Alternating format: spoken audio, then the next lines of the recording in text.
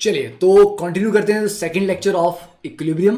तो last lecture में हम बात कर रहे थे डिग्री ऑफ डिसोसिएशन की, एंड डिग्री ऑफ डिसोसिएशन में अब हमने कुछ और चीज़ें भी पढ़नी है, दैट इज,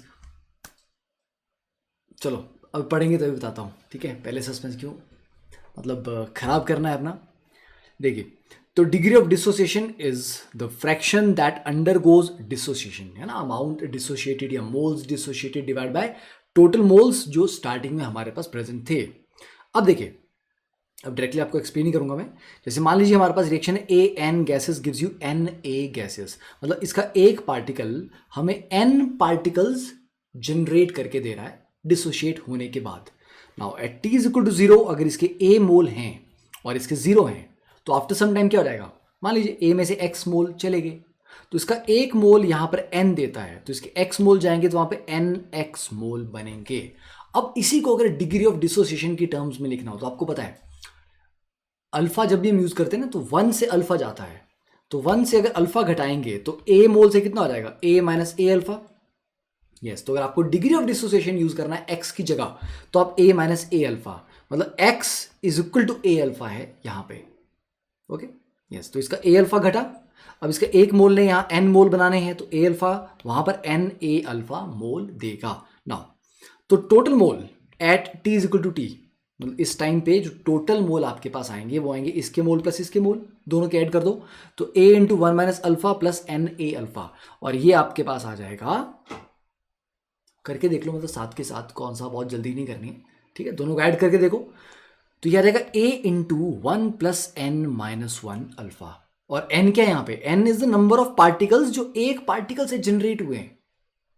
रिएक्टेंट का एक पार्टिकल टूट के एन पार्टिकल बना रहा है। जैसे अगर आपको रिएक्शन दिया PCl5 gives you PCl3 plus Cl2, तो बेटा रिएक्टेंट का एक मॉलिक्यूल टूट के आगे दो बना रहा है तो यहां पर n की वैल्यू 2 हो जाएगी। तो इस n को आप किसी भी रिएक्शन में यूटिलाइज कर सकते हैं इस तरह से आपका रिएक्शन कोई डिसोशिएट हो रहा है कोई भी रिएक्टेंट। ओके, तो ये क्लियर हो गया, ये टोटल मोल्स आ गए, जस्ट टोटल मोल, ठीक है। अब इसी रिएक्शन में अब मैं अल्फा यूज कर रहा हूं नॉर्मली, ठीक है, इसी सेम रिएक्शन के लिए इनिशियली मोल इसके वन दिए हैं, ये जीरो है, ये वन माइनस अल्फा और ये एन अल्फा हो गया। दैट इज फाइन, यहां तक क्लियर है। बच्चे मेरे को ये बताओ कि जब हम कोई भी रिएक्शन करते हैं क्या मास कंजर्व रहेगा उसमें throughout the reaction? Obviously बात है, कंजर्व रहेगा।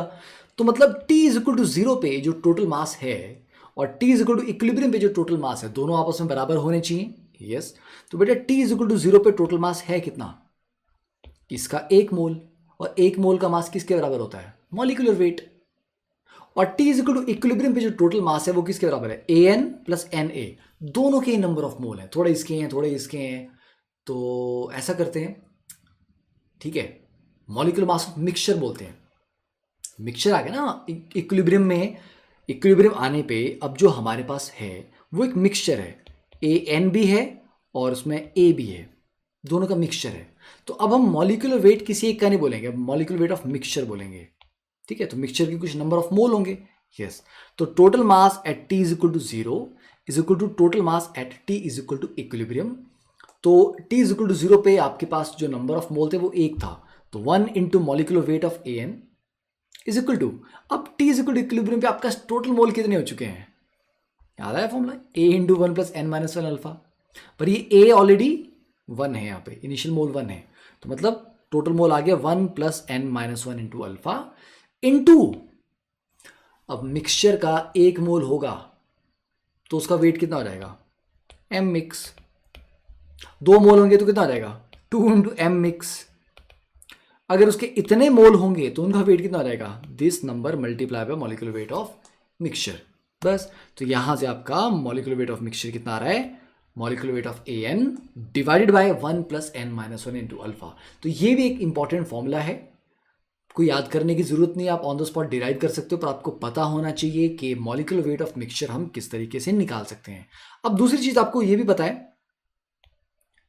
Molecular weight is twice of vapour density, ये आपने मोल कॉन्सेप्ट में पढ़ा होता है, molecular wait is two times vapour density, ठीक है। तो मतलब मॉलिक्यूलर वेट बिफोर डिसोसिएशन, ये जो आपका है ना, इसको आप ऐसा भी बोल सकते हो, this is molecular weight before dissociation, okay, and this M mix, this is actually molecular weight after dissociation, mixture का हो गया ना वो, यस। तो वैसे ही कैपिटल डी से हम डिनोट कर रहे हैं वेपर डेंसिटी बिफोर डिसोसिएशन, और स्मॉल डी से हम डिनोट कर रहे हैं वेपर डेंसिटी आफ्टर डिसोसिएशन। तो क्योंकि mass is twice of vapour density, तो मास की अगर मैं रेशियो लूंगा तो वेपर डेंसिटी की रेशियो आ जाएगी, है ना। तो mass before dissociation divide by mass after dissociation is equal to D by D, ratio तो आपस में बराबर रहेगी। तो yes, mass before dissociation divided by, तो मतलब M A N upon M mix कितना आ जाएगा, 1 प्लस एन माइनस 1 अल्फा। तो जो मास की रेशियो है वही वेपर डेंसिटी की रेशियो के बराबर आ जाएगा। तो capital D upon D is equal to 1 plus N minus 1 into alpha, और यहां से आप अल्फा को रीअरेंज करके निकाल लो, capital D minus D upon N minus 1 into D. तो ये भी कई बार क्वेश्चन आता है, कईयों की बुक्स में आपको मिलेंगे कि डी बाई डी का अल्फा के साथ रिलेट करके ग्राफ पूछा गया है। तो अगर ये इक्वेशन आपको पता है तो y is equal to C plus M X करके आप देख लीजिए स्ट्रेट लाइन कैसी आ रही है, सिंपल, ठीक है। चलिए नाउ, तो relationship between Kp and Kc and Kp and K X, क्या क्या रिलेशनशिप इनके बीच में होता है। तो बेटे केपी और केसी के बीच में सिंपल आपने पढ़ा भी है, मैं सिर्फ याद करवा रहा हूँ। Kp is equal to Kc into R T raise to power delta N G, और डेल्टा एन जी क्या होता है, प्रोडक्ट के गैसेस मोल माइनस रिएक्टेंट के गैसेस मोल, और Kp is equal to K X into P total raise to power delta N G. K X क्या होता है, equilibrium constant in terms of mole fraction, ठीक है। I don't think इसमें prove करने की कोई जरूरत है क्या वैसे। चलो एक काम करते हैं, किसी एक केस के लिए कर लेते हैं हम। N2 gas plus 3H2 gas gives you 2NH3 gas, ये आ गया। चलो तो इसके नंबर ऑफ मोल इनिशियली कितने कितने लेने हैं,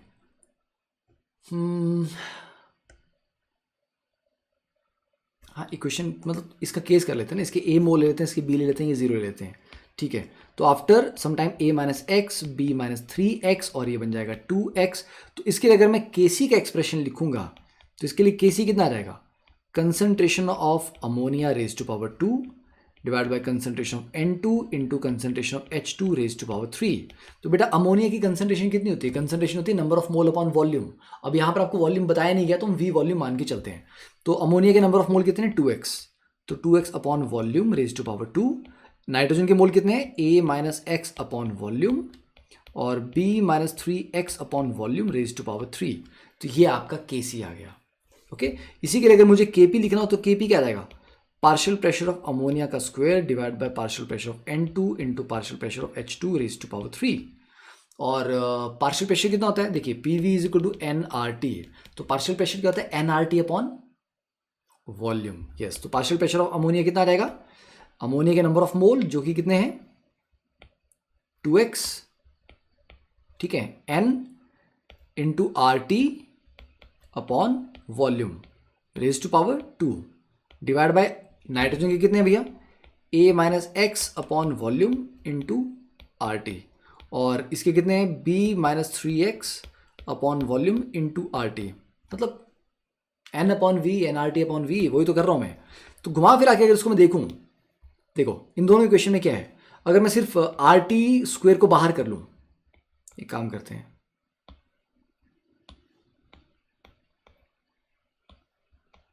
ठीक है, इसको ऐसे लिख के RT स्क्वायर को बाहर कर लेते हैं, और नीचे वाली इक्वेशन में भी क्या करते हैं, RT को बाहर कर लेते हैं, और यहां पर भी RT को बाहर कर लेते हैं। तो इवेंचुअली क्या हो जाएगा, ये ऊपर RT का स्क्वायर है, नीचे RT रेज टू पावर 4 है, तो RT raise to power minus 2 हो जाएगा। तो नीचे वाले RT को उड़ा दो, ठीक है, ऊपर वाला RT raise to power minus 2 हो जाएगा।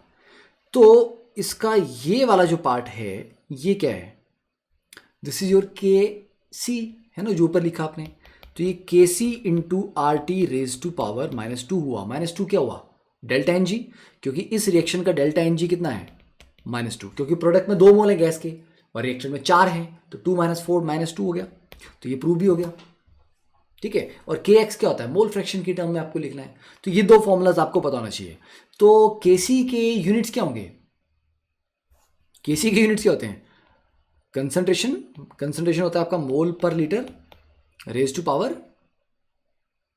व्हाट, क्या आएगा? अरे वही, 2 ऊपर है यहाँ पे, 3 और 4 नीचे है, तो 2 - 4, right? Mole per litre raise to power जो भी आपका स्टोइकोमेट्रिक कोएफिशिएंट होगा उसके अकॉर्डिंग हो जाएगा।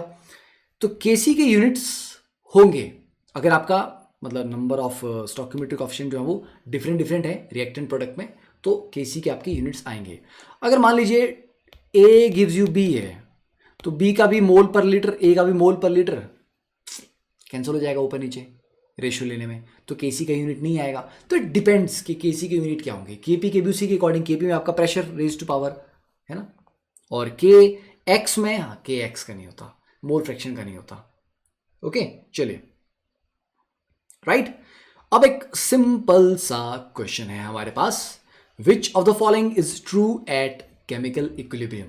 Take you time, you can solve it in like 15 to 30 seconds, आराम से सॉल्व कर सकते हैं आप 15 से 30 सेकेंड के बीच में। देखिए, अब मैंने आपको बताया था कि chemical equilibrium is that point जहां पर गिब्स फ्री एनर्जी अपने मिनिमम पे आ जाता है, ठीक है, और डेल्टा जी 0 हो जाता है। और इक्विलिब्रियम पे क्या होता है? Equilibrium is a combination of minimum energy and maximum entropy. वो कॉम्प्रोमाइज है, एनर्जी मिनिमम हो जाए, एंट्रोपी मैक्सिमम हो जाए। तो बेटा डेल्टा जी भी आपका 0 होता है, डेल्टा एस भी आपका 0 होता है, क्योंकि एंट्रोपी भी अपनी एक मैक्सिमम वैल्यू जो उस टाइम हो सकती थी वो उसके ऊपर है ऑलरेडी, ठीक है। तो गिब्स फ्री एनर्जी भी अपना एक मिनिमम वैल्यू पे है और एंट्रोपी अपना एक मैक्सिमम वैल्यू पे है। अब उसके बाद डेल्टा एस आपका कुछ पॉजिटिव या नहीं आने वाला, ठीक है। तो डेल्टा जी और डेल्टा एस दोनों आपके यहाँ पे 0 आ रहे हैं। नाउ अभी एक सिंपल सा सब्जेक्टिव क्वेश्चन है, क्योंकि थोड़ा बहुत सब्जेक्टिव क्वेश्चन होने से क्या ना, थोड़ा बहुत एक प्रैक्टिस फ्लो सा वापस से याद आ जाता है कि हाँ यार कुछ ऐसा किया था एक ज़माने में जब हम छोटे बच्चे थे, है ना, तो बड़ा इक्विलिब्रियम सॉल्व करते थे। देखो, a sample of calcium carbonate is heated in a closed container of volume 0.654 liter at 1000 Kelvin until the equilibrium is obtained or attained. So calcium carbonate solid gives you calcium oxide solid plus CO2 gas and the Kp is given at 1000 Kelvin. आपको पता है कि equilibrium constant एक particular temperature पे define होता है। Temperature बदल दूंगा तो कि इक्विलिब्रियम कांस्टेंट की वैल्यू भी बदल जाएगी। तो Kp is equal to 3.9 into 10⁻⁻² atm. Now calculate the mass of calcium oxide present at equilibrium. I think it's very very simple. देखिए, तो कैल्शियम कार्बोनेट सॉलिड डिसोशिएट करके आपका calcium oxide solid plus carbon dioxide बना रहा है। Now that is right. Now volume of container 0.654 litre आपको दिया गया है और केपी है। बेटा इसमें केपी होगा किसके बराबर? कैल्शियम ऑक्साइड का तो प्रेशर होता नहीं, कैल्शियम कार्बोनेट का प्रेशर नहीं होता, सॉलिड का प्रेशर नहीं होगा, तो KP is nothing but pressure of carbon dioxide. और वो कितना दिया आपको? 3.9 इंटू 10⁻⁻² atm। तो कार्बन डाइऑक्साइड का प्रेशर निकल गया आपके पास। हाँ जी चलिए, निकल गया आपके पास। ओके, अब दूसरी चीज, एक चीज समझो, कैल्शियम कार्बोनेट चलो जितना भी था, जब वो टूटा तो 1 मोल कैल्शियम ऑक्साइड बन रहा है और 1 मोल कार्बन डाइऑक्साइड बन रहा है। मतलब number of mole of calcium oxide is equal to number of mole of carbon dioxide. तो अगर मैं कार्बन डाइऑक्साइड के नंबर ऑफ मोल निकाल लूँ तो वही कैल्शियम ऑक्साइड के मोल होंगे। तो बेटा कार्बन डाइऑक्साइड के मोल कितने कैसे निकलेंगे? P V is equal to NRT, pressure आपको दिया हुआ कार्बन डाइऑक्साइड का, वॉल्यूम आपको पता है ये कंटेनर का, और n निकल जाएगा R और T। तो number of mole of CO2 कितना रहेगा? Pressure that is 3.9 into 10⁻⁻² atm into volume आएगा 0.654 अपॉन R आपका 0.0821 इंटू टेम्परेचर आपका 1000 केल्विन। बस नंबर ऑफ मोल निकाल लो। तो आपके कैल्शियम ऑक्साइड के मोल निकल गए, और मोल निकल गए तो उसका मास भी निकल जाएगा। 60 से मल्टीप्लाई कर दो, ठीक है। तो नहीं 60 से मल्टीप्लाई कर दो, दैट वाज रॉन्ग, ठीक। कैल्शियम कितना? 40, ऑक्साइड 16, हाँ 56, ठीक है। चलिए नेक्स्ट वन। हाँ अब ये वाला क्वेश्चन भी है, you can pause the video hair and solve it. 1 minute आपके पास, 1 मिनट के अंदर आपको इसको सॉल्व करना है। इट्स गुड क्वेश्चन, अच्छा है, ठीक है, टफ नहीं है उतना ज़्यादा, जस्ट थोड़ा सा आपको दिमाग यहाँ पे लगाना पड़ेगा।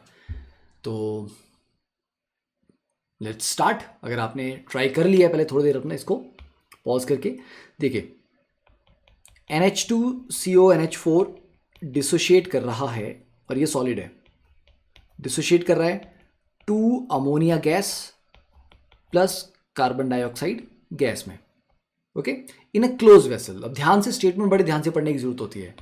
इन a closed vessel at equilibrium after dissociation, मतलब अब ये इक्विलिब्रियम पे आ चुका है डिसोशिएट करके, तो this reaction is already at equilibrium. तो मतलब कुछ अमाउंट अमोनिया ऑलरेडी बन चुकी है, कुछ amount of carbon dioxide already बन चुका है जितना बनना था, तो उनका कुछ प्रेशर भी होगा। नाउ अब एक्स्ट्रा अमोनिया आप ऐड कर रहे हो, सो दैट कि अब जो पार्शियल प्रेशर है अमोनिया का, एक्स्ट्रा अमोनिया ऐड करने के बाद अब जो पार्शियल प्रेशर आएगा वो ओरिजिनल टोटल प्रेशर के बराबर है। तो पहले हम ओरिजिनल टोटल प्रेशर की बात तो करें, ठीक है। देखिए अब ये सॉलिड है, सॉलिड का तो कोई प्रेशर नहीं है, ये 2 मोल अमोनिया दे रहा है और साथ में 1 मोल कार्बन डाइऑक्साइड दे रहा है। जब इसका 1 मोल टूटता है तो अगर इसका जो भी था अमाउंट ए था और ये 0 था, ये 0 था, and let's say a minus x, तो ये 2x बनेगा और ये x बनेगा। नंबर ऑफ मोल की बात कर रहा हूँ मैं। तो अमोनिया के 2x मोल है, कार्बन डाइऑक्साइड के x हैं, टोटल मोल कितने हुए 3x। तो मान लेते हैं ये जो 3x है, ये 3x मोल p प्रेशर एक्सर्ट कर रहे हैं, तो वो ओरिजिनल प्रेशर हो गया कि ओरिजिनल जो इक्विलिब्रियम मिक्सचर था उसका टोटल प्रेशर किसके बराबर है, p है। चलिए बहुत अच्छी बात, तो ये p है, ओके। 3x का प्रेशर है p, तो 2x का कितना हो जाएगा उसका, 3 पार्ट का प्रेशर p है, तो एक का हो गया p/3, 2 पार्ट का हो गया 2p/3। तो 2x का जो प्रेशर एक्सर्ट हो रहा है वो 2p/3 है और x का जो प्रेशर है वो p/3 है। ये तो यहां से अगर मैं इसका kp निकाल लूं बेटा तो क्या हो जाएगा, kp कितना आ जाएगा, partial pressure of ammonia raise to power 2 into partial pressure of carbon dioxide, that is 2p/3 का स्क्वायर इंटू p/3। तो कितना आ जाएगा ये 4p³ अपॉन 27, ठीक है, 4p³/27।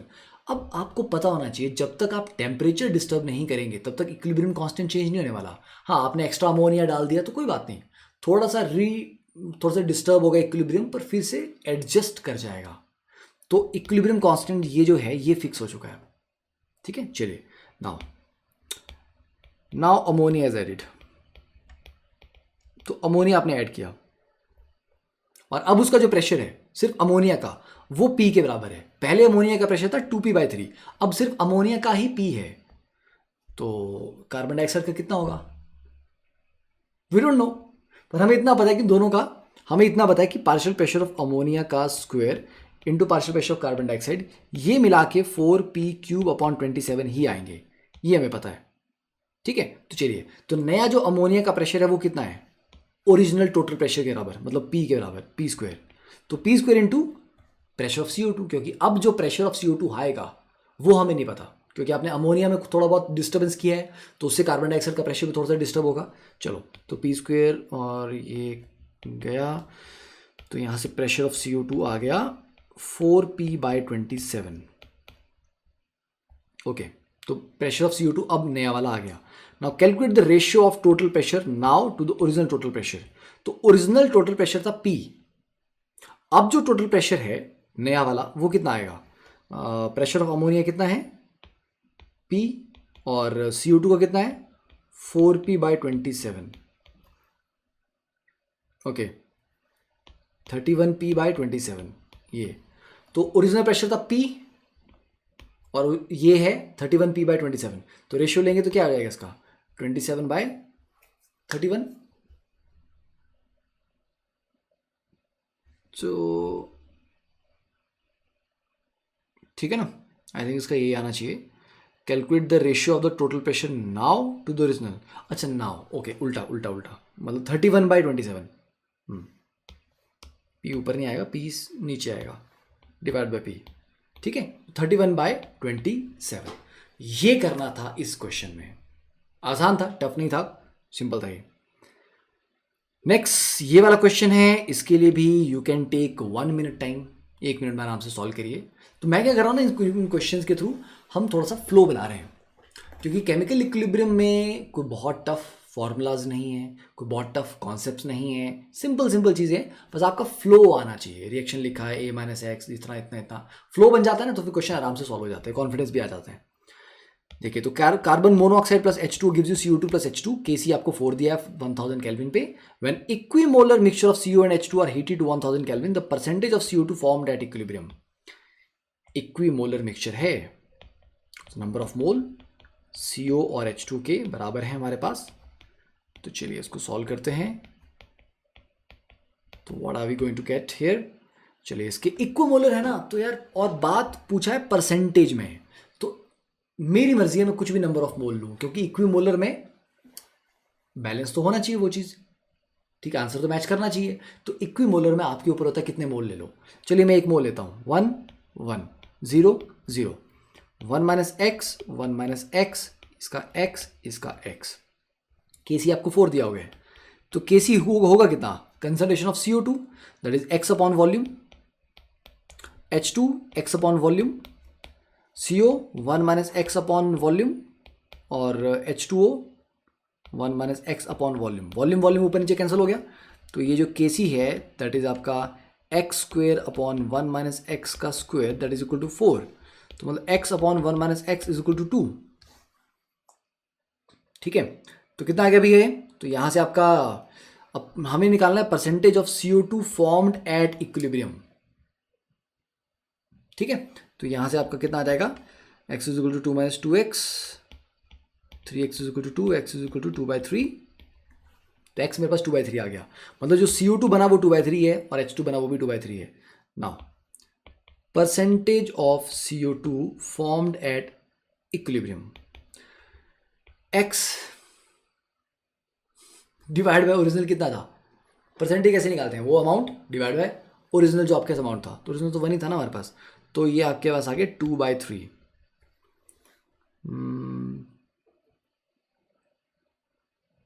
ठीक है ना। x is equal to 2 minus 2x, ठीक है। तो x मेरे पास 2/3 आ रहा है, H2 भी 2/3 आ रहा है, and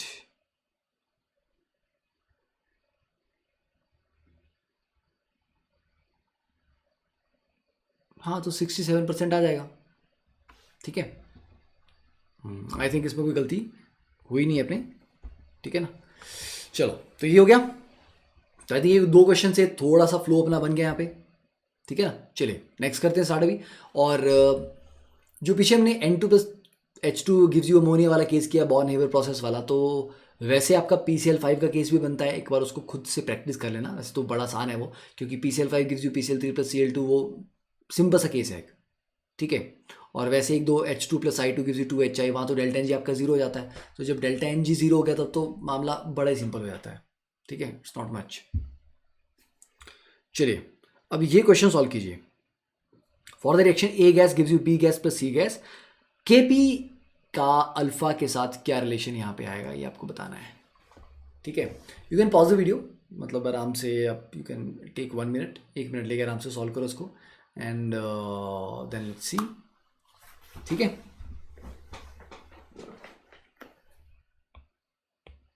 I'll get some water.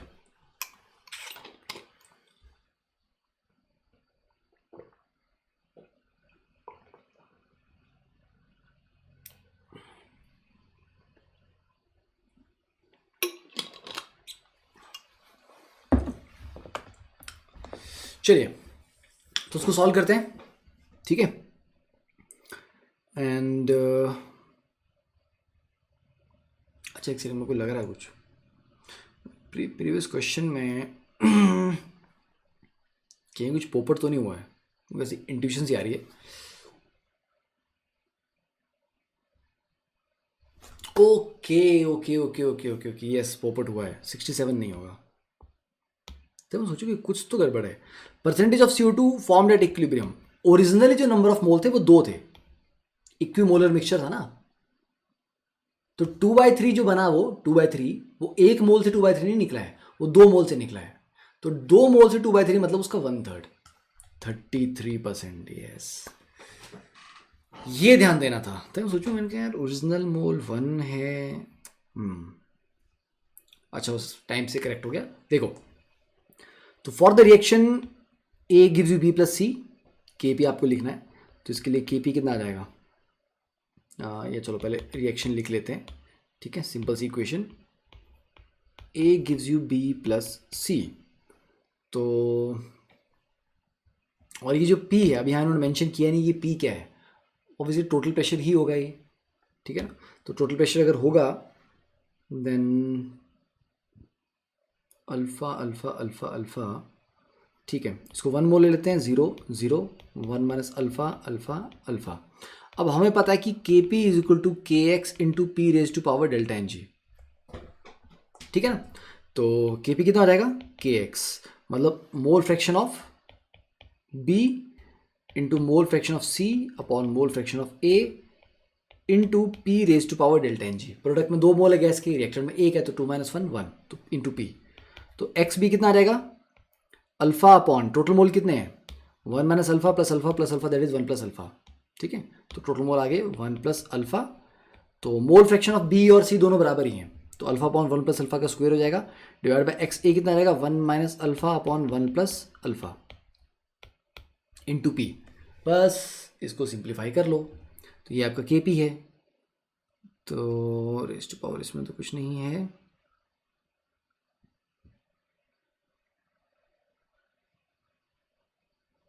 ठीक है। चलो उसको सिंप्लीफाई कर लो, आई थिंक इसका सी ऑप्शन आ जाना चाहिए, ठीक है। सिंप्लीफाई करके इसके ऊपर टाइम नहीं लगाते, बस यहाँ पर आपको सिंप्लीफाई करना है, दिस इज इक्वल टू के पी, और अल्फा की टर्म में आपके पास आंसर यहाँ पे आ जाएगा आराम से। देन नेक्स्ट वन, ये वाला क्वेश्चन मैंने आई थिंक लास्ट क्लास में ये वाला दिया था, है ना, ये वाला, और इससे आगे वाला नेक्स्ट क्वेश्चन आपको मैंने कहा था एक बार ट्राई कर लेना। तो ये आपने किया ही होगा, तो इसके ऊपर टाइम नहीं देंगे अभी। The equilibrium constants Kp1 and Kp2 for the reactions X gives you 2y and Z in equilibrium with P plus Q, दोनों के लिए Kp1 और Kp2 हैं, okay, are in the ratio of 1:9, तो मतलब Kp1 upon Kp2 is equal to 1:9, ठीक है। If the degree of dissociation of X and Z be equal, degree of dissociation अगर दोनों का बराबर है, then the ratio of total pressure at these equilibria. जब भी हमें रेशियो लेना होता है ना, तो गिवन क्वांटिटी हम अपनी मर्जी का चूज कर सकते हैं, मतलब इसको 1 लेके चलता हूं मैं, तो 1 0 1 माइनस अल्फा 2 अल्फा, और ये 1 0 0 1 माइनस अल्फा अल्फा अल्फा, ठीक है। तो यहां पर जो Kp1 आ जाएगा आपका, वो कितना आ जाएगा, क्या होता है, पार्शियल प्रेशर वाला क्या होता है, उन्होंने बोला कि then the ratio of total pressure this equilibria, तो Kp वही फॉर्मूला लगाएंगे, Kp is equal to K X into P raise to power delta N G, और डेल्टा एन जी इस केस में कितना है, 2 माइनस 1 1, डेल्टा एन जी यहाँ पर दूसरे रिएक्शन में कितना है 1, तो Kp1 is equal to K X, मतलब प्रोडक्ट में 2 alpha upon total mole is 1 minus alpha plus 2 alpha 1 plus alpha whole square upon X के लिए कितना आ जाएगा, K X 1 minus alpha upon 1 plus alpha, ठीक है, इनटू टोटल प्रेशर P, ठीक है। इसको भी P1 ले लेते हैं, इसका टोटल प्रेशर इज P1, और Kp2 कितना आ जाएगा, अल्फा अपॉन 1 प्लस अल्फा, इसका square divide by 1 minus alpha upon 1 plus alpha into P2, और Kp1 बाई Kp2 आपको पता ही है 1:9 है, तो इनकी रेशियो ले लो, तो इनकी रेशियो में क्या आएगा, ये वाला पार्ट ऐसे कट जाएगा P1 P2 करके, तो P1 P2 की रेशियो आपकी बच जाएगी, तो आंसर घुमा फिरा के जब आप सॉल्व करेंगे तो आएगा ये 1:36। क्यों, क्योंकि 9 का फैक्टर यहाँ ऑलरेडी है, और यहाँ का 2 स्क्वायर करके ये 4 का फैक्टर एक्स्ट्रा आ जाएगा, तो ये आपका 1:36 आ जाएगा सॉल्व करके। देन नेक्स्ट पार्ट, कितना हो गया, तो आधा घंटा ही हुआ है, देखिए, क्योंकि अभी अपने को आयनिक इक्विलिब्रियम भी करना है, केमिकल खत्म करेंगे फिर उसके बाद आयनिक इक्विलिब्रियम स्टार्ट करेंगे, तो दैट्स लंबा चैप्टर है। For the decomposition of the compound represented as NH2CONH4, वही सिमिलर टाइप का क्वेश्चन आ गया, NH2CONH4 सॉलिड है, और ये डिसोशिएट करके दे रहा है 2 ammonia gas plus CO2 gas, equilibrium constant Kp आपको दिया गया इसका 2.9 into 10⁻⁵ atm cube, fine. If the reaction is started with 1 mole of the compound, okay, 1 मोल लिया हमने, 0 0, टोटल प्रेशर एट इक्विलिब्रियम, तो 1 माइनस, अब देखो 1 माइनस करके क्या फायदा है, सॉलिड का तो आपको कुछ भी नहीं लेना, कंसंट्रेशन भी नहीं लेनी है आपको, प्रेशर भी नहीं लेना है, तो 1 माइनस को भूल जाओ, जो भी बनेगा यहाँ पे ये 2x बन जाएगा और ये x बन जाएगा, ठीक है, और Kp इतना दिया हुआ है, तो 1 मोल से आपने शुरू किया था, ठीक है। तो Kp कितना होता है, kx into P total raise to power delta N G, और डेल्टा एन जी कितना है 3 mole minus 0, delta N g is 3, okay. तो के एक्स कितना आ जाएगा, देखो टोटल मोल एट इक्विलिब्रियम कितने हैं 3x, तो इसकी मोल फ्रैक्शन आ जाएगी 2x by 3x raise to power 2 into X by 3x raise to power 1 into P total raise to power 3 that is equal to 2.9 into 10 raise to power -5 ATM cube. अब इसको अगर आप solve करेंगे तो यहां से आपको टोटल प्रेशर आराम से मिल जाएगा, ठीक है ना, डन। क्योंकि ये एक्स तो वैसे कट गया ना, यहाँ पे ये तो वैसे कट गया, तो वेरिएबल बचा ही नहीं, तो ओनली वेरिएबल आपके पास जो पी टोटल है वो, तो पी टोटल सॉल्व करके आपका निकल जाएगा। तो इसका आंसर सॉल्व करके आएगा ये, और ये जेई का प्रीवियस ईयर का क्वेश्चन है ये, आई थिंक 2014 के आसपास का क्वेश्चन है ये। ओके, तो नेक्स्ट क्वेश्चन दिस वन, देखिए तो ये वाला question I think last class में शायद नहीं दिया था, तो इसको सॉल्व करने के लिए you can just pause the video for 1 minute, 1 minute में इसको आराम से ट्राई कर सकते हो। ये भी आई थिंक प्रीवियस ईयर का जेई मेन का क्वेश्चन है ये, ठीक है, और पुराने क्वेश्चन घुमा फिरा के बार रिपीट हो जाते हैं। तो gases N2O4 dissociates into gases NO2, ये आपका रिएक्शन आ गया अकॉर्डिंग टू दिस, ठीक है, at 300 kelvin and 1 atm pressure the degree of dissociation of N2O4 is 0.2, ठीक है। तो देखिए पहले तो रिएक्शन लिखेंगे, N2O4 gives you 2NO2 and total 1 atm pressure वो बोल ही रहा है, डिग्री ऑफ डिसोसिएशन N2O4 का 0.2 है, एंड अगर शुरुआत में 1 मोल दिया है N2O4 का, 1 मोल है तो मतलब स्टार्टिंग वाला 1 है, 0 है, 1 माइनस अल्फा, अल्फा तो 0.2 दिया है, तो 1 माइनस 0.2 मतलब 0.8, और उसके 2 मोल वहाँ पे जनरेट कर रहा है, तो 0.2 इंटू 2 दैट इज 0.4 यहाँ पे जनरेट हो जाएगा। तो इक्विलिब्रियम पे टोटल मोल कितने आ जाएंगे 1.2 मोल एट इक्विलिब्रियम, ठीक है। और डेंसिटी निकालने का तरीका क्या होता है, गैस की density PM/RT।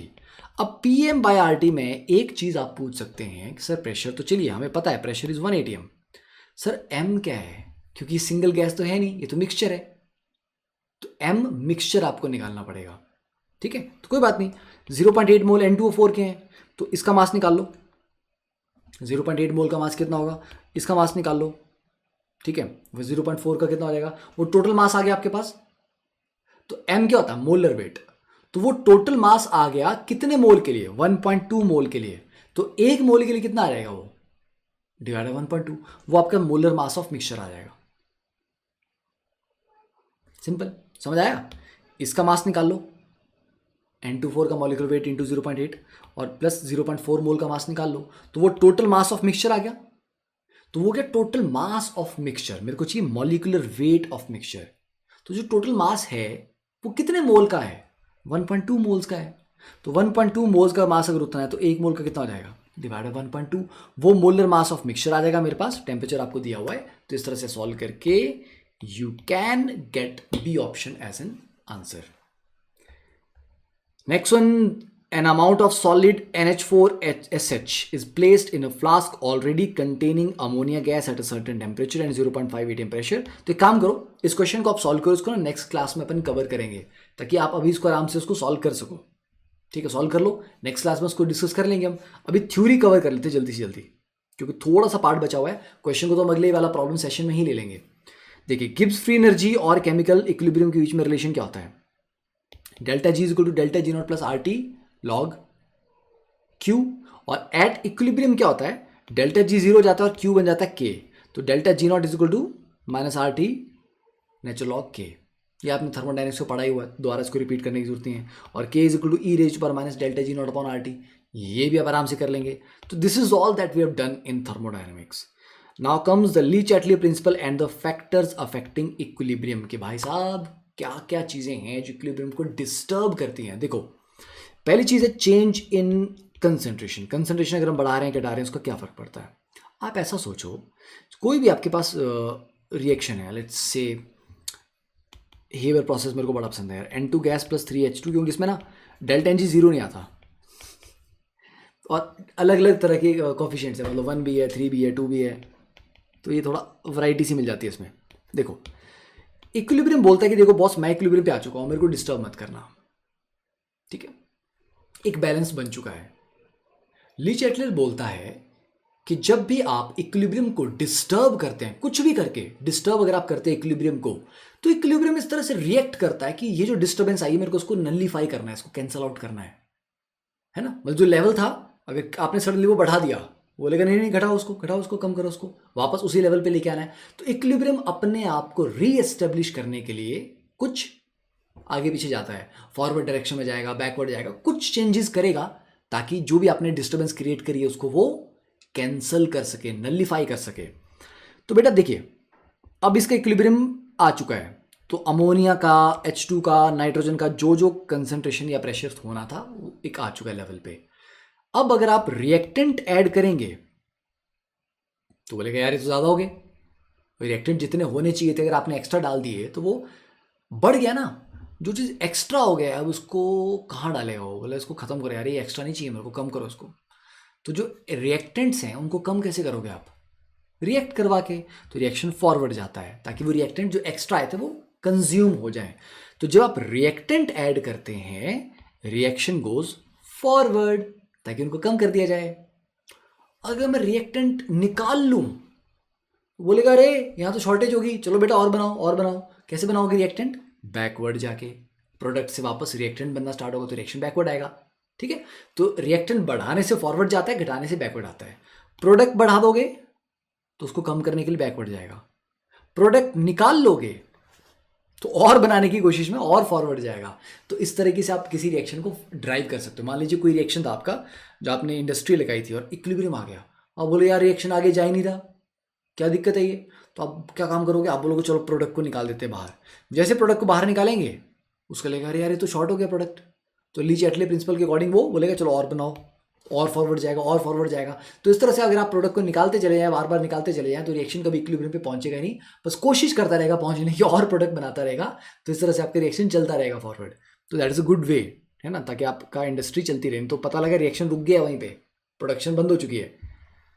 Effect of change in pressure, इसको भी इसी से कर लेते हैं। ठीक है, इसी वाले एग्जाम्पल से, मतलब बॉर्न हेबर वाले एग्जाम्पल से ही कर लेते हैं इसको। देखो चेंज इन प्रेशर का क्या है, पहला केस लेते हैं। ठीक है, लोअर प्रेशर, प्रेशर आपने घटा दिया। अब देखो प्रेशर और वॉल्यूम दोनों रिलेटेड होते हैं, प्रेशर घटा दिया या वॉल्यूम बढ़ा दिया बात सेम है। तो ये मत बोलना सर वॉल्यूम को अलग से पढ़ेंगे क्या हम, कि वॉल्यूम चेंज करने से क्या होता है, नहीं, दे आर सेम। ठीक है, लोअर द प्रेशर बोल दीजिए और रेज द वॉल्यूम। ओके, होगा क्या, प्रेशर घट गया है, मतलब इक्विलिब्रियम पे जो प्रेशर था अब वो घट गया। अब ये चाहता है यार जो घटा है ना उसको बढ़ाना तो पड़ेगा, वापस से उसी लेवल पे लाना पड़ेगा जिस लेवल पे था। ओके, तो प्रेशर को बढ़ाना है अब। तो बेटा pressure is directly proportion to n, है ना, क्योंकि n R T upon volume होता है ना। वॉल्यूम को तो तुम अब छेड़ देने वाले, टेम्परेचर को तुम छेड़ देने वाले, आर को तुम छेड़ देने वाले, तो pressure is directly proportion to n. तो अगर नंबर ऑफ गैसेस मोल बढ़ेंगे तभी प्रेशर बढ़ सकता है। तो ये रिएक्शन देखेगा कि मैं किस साइड जाऊं जिससे मेरे पास नंबर ऑफ गैसेस मोल बढ़े। देखो रिएक्शन में 4 मोल हैं गैस के, प्रोडक्ट में 2 हैं, रिएक्शन में ज़्यादा है ना। तो अगर आप प्रोडक्ट से रिएक्टेंट की तरफ चलोगे तो 2 मोल कंज्यूम करके वो 4 मोल नए दे रहा है, 2 को कंज्यूम करके 4 नए दे रहा है, तो 2 का बेनिफिट ही हो रहा है ना। तो प्रोडक्ट से रिएक्टेंट की तरफ जाने से क्या हो रहा है, यहाँ पे मोल बढ़ रहे हैं तो वो बैकवर्ड आएगा। तो ऐसे केस में reaction goes in that direction where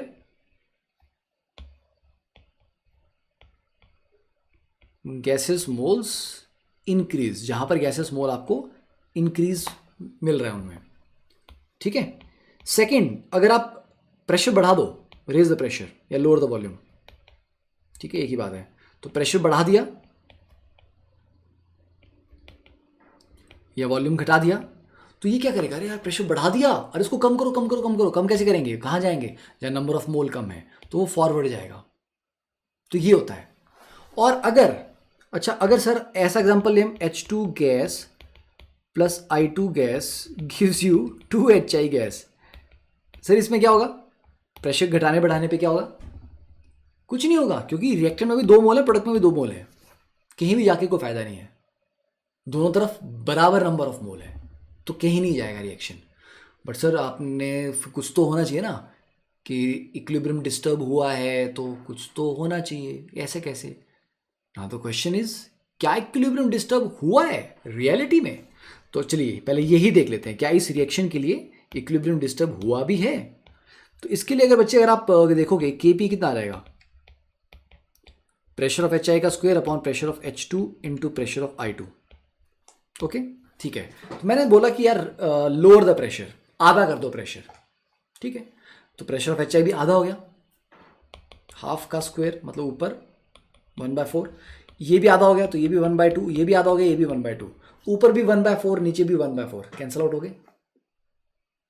तो न्यूमरेटर में जो चेंज आया वो 1/4 हुआ टोटल, डिनोमिनेटर में जो चेंज आया वो भी 1/4 हुआ, तो वेट तो ऊपर नीचे ऐसे कैंसिल हो गए।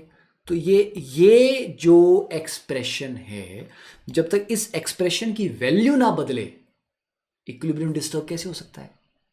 तो बेटा प्रेशर ऊपर नीचे करने से इक्विलिब्रियम डिस्टर्ब होगा इसकी कोई गारंटी नहीं होती है, यहां पर नहीं हो रहा, क्योंकि न्यूमरेटर और डिनोमिनेटर में जो चेंजेस आ रहे हैं वो बराबर आ रहे हैं, वो कैंसिल आउट हो जा रहे हैं। तो आप बोलोगे सर फिर इसमें क्यों हुआ? क्योंकि बेटा इसके लिए अगर आप केपी लिखते हैं, ठीक है, इसके लिए अगर आप केपी लिखेंगे तो आ जाएगा प्रेशर ऑफ अमोनिया का square upon pressure of N2 into pressure of H2 का cube.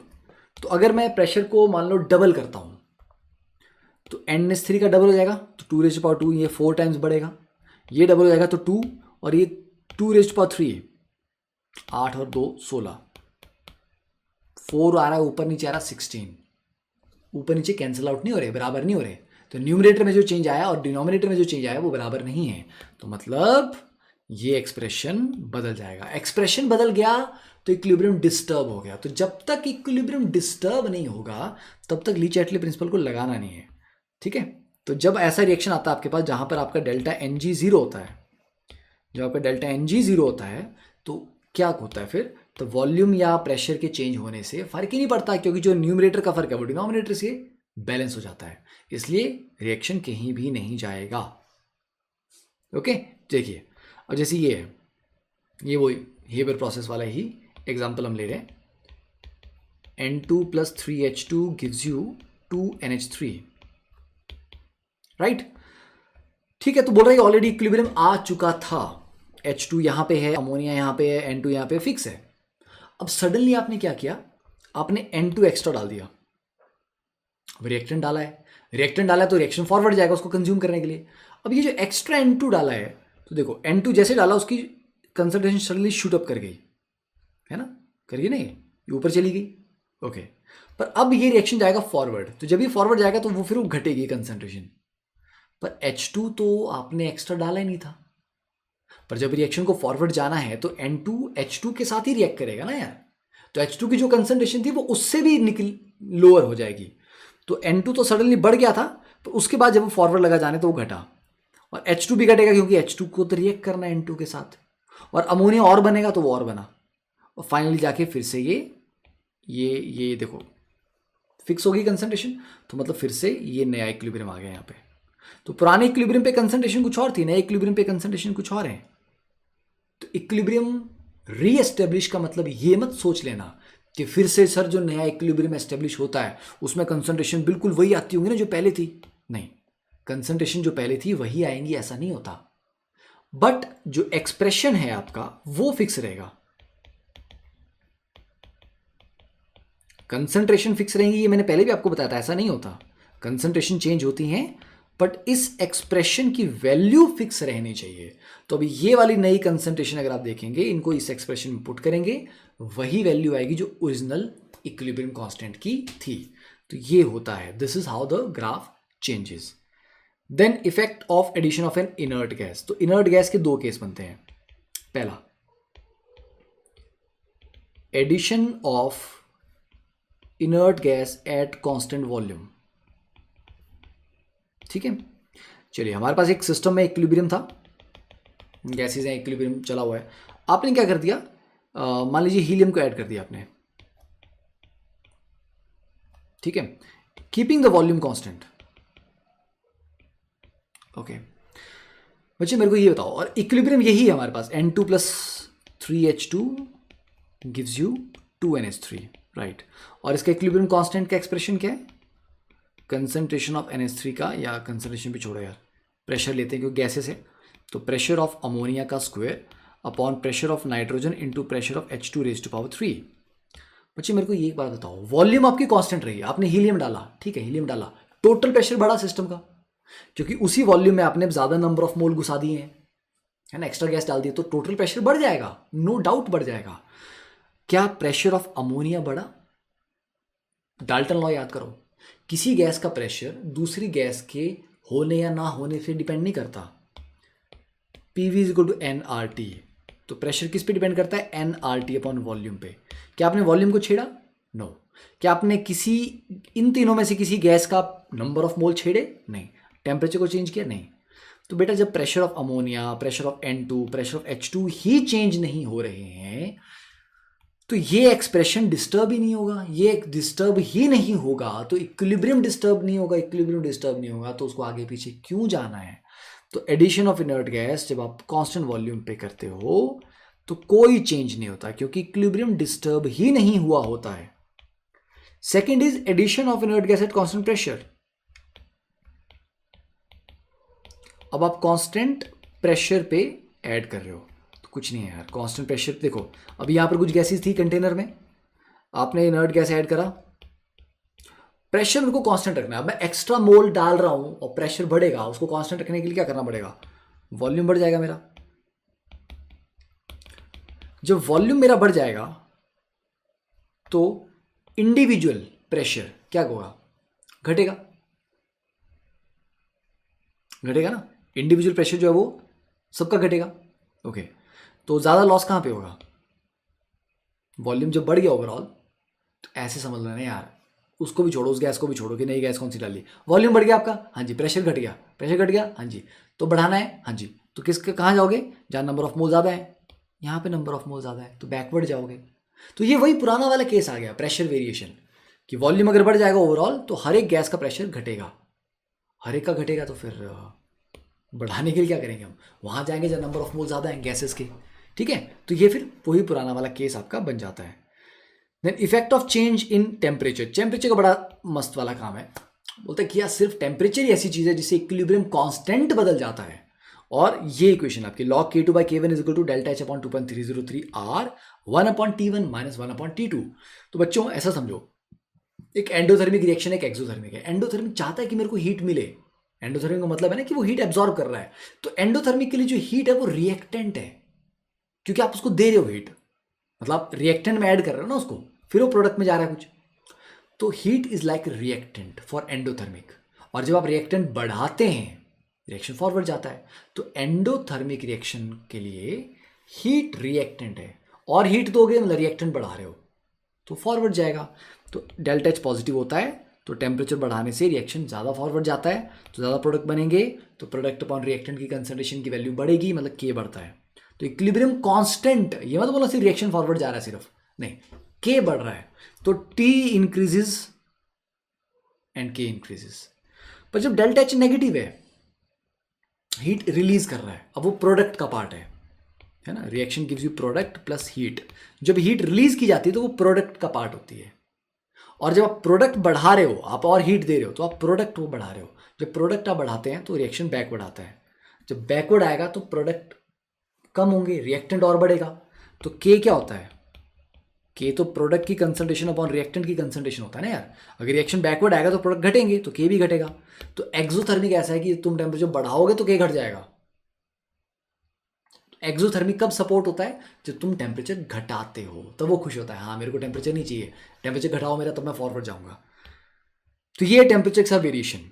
Effect of adding catalyst, catalyst कुछ नहीं करता, सिर्फ एक अल्टरनेट पाथ प्रोवाइड करता है लोअर एक्टिवेशन एनर्जी के साथ, ना डेल्टा एच को छेड़ता, ना डेल्टा जी को छेड़ता, किसी थर्मोडायनिक प्रॉपर्टी को नहीं छेड़ता, इक्विलिब्रियम कांस्टेंट को भी नहीं छेड़ता, इक्विलिब्रियम कांस्टेंट वही रहता है। तो ओरिजिनल रिएक्शन आपका ये था, ऊंची पहाड़ी थी, कैटलिस्ट ने बोला चलो आके तुम्हारे को टनल से लेके चलते हैं, तो एक्टिवेशन एनर्जी उसने कम कर ली, ओरिजिनल रिएक्शन की एक्टिवेशन एनर्जी कितनी थी? ये, ठीक है, सॉरी ये वाली थी, और अब कैटलिस्ट वाली रिएक्शन की कितनी है? सिर्फ इतनी सी है, तो कम एक्टिवेशन एनर्जी आप रिएक्शन करवा पा रहे हो, तो इसलिए कि एक्टिवेशन एनर्जी कम हो जाती है तो ज़्यादा नंबर ऑफ पार्टिकल्स एलिजिबल हो जाते हैं रिएक्ट करने के लिए, तो प्रोडक्ट जो है वो फास्ट बनता है, ठीक है। चलो, तो ये वाला क्वेश्चन भी आपके लिए होमवर्क है, इसको कर लेना, इसको कर लेना, इसको कर लेना, इसको कर लेना, इसको कर लेना, इसको कर लेना, इसको कर लेना, ठीक है, रुको यार, मैं आपको तसल्ली से एक एक क्वेश्चन दिखाते हैं। ये क्वेश्चन है, होमवर्क है। नेक्स्ट ये वाला क्वेश्चन होमवर्क है। नेक्स्ट ये वाला क्वेश्चन भी होमवर्क है। वैसे तो आपको पीडीएफ में मिल ही जाएंगे सारे। ये वाला भी होमवर्क है। मतलब इनको मैं नेक्स्ट क्लास में डिस्कस करने वाला हूँ। ये है, ये है, ये भी है, ये तो है ही है, बस इतने ही है। ठीक है, उसके बाद फिर हम डीपीपी सॉल्व करना स्टार्ट करेंगे। ठीक है, ओ सॉरी, नहीं नहीं, डीपीपी नहीं, पहले तो आयनिक का पार्ट स्टार्ट करेंगे। ठीक है, चलिए, okay then, thank you for this lovely time.